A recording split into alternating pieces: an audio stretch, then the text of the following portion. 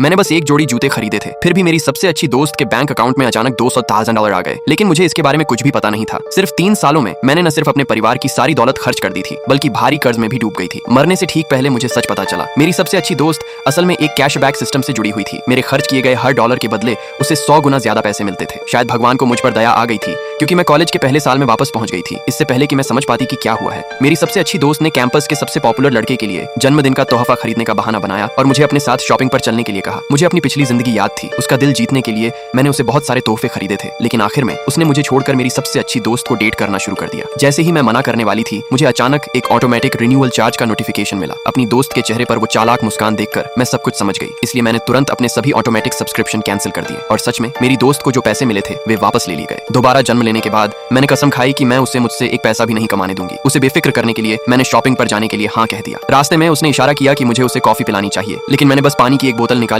और उससे कहा कि यह ज्यादा इको फ्रेंडली और सेहतमंद है। अपना प्लान फेल होते देख उसने मुझे सबसे महंगे स्नीकर्स खरीदने के लिए मनाने की कोशिश की। जब मैंने $20,000 का प्राइस टैग देखा तो मैंने तुरंत उन्हें खरीदने का फैसला किया, लेकिन जब पेमेंट करने का समय आया तो मैंने जानबूझकर अपने भाई को पैसे देने के लिए बुलाया। मैं ये टेस्ट करना चाहती थी कि क्या मेरी दोस्त को अभी भी कैशबैक मिल सकता है। जब मैंने पेमेंट नहीं किया तो मेरी दोस्त तुरंत घबरा गई और मुझसे ही पेमेंट करने के लिए कहने लगी। उसके रिएक्शन से मेरा शक पक्का हो गया, लेकिन मुझे उम्मीद नहीं थी कि पेमेंट होते ही उसे फिर भी कैशबैक मिल जाएगा। मैं बहुत गुस्से में था और तेजी से स्टोर से बाहर निकला। अचानक मेरी टक्कर एक सफाई करने वाले से हो गई। मेरे कपड़े गंदे हो गए थे। यह देखकर सफाई करने वाले ने सफाई के खर्च के तौर पर मुझे मुआवजे के रूप में $100 देने की जिद की। अगर आप जानना चाहते हैं कि आगे क्या होगा तो इस वीडियो को लाइक करें, कमेंट में पार्ट 2 लिखें और सब्सक्राइब करना न भूलें।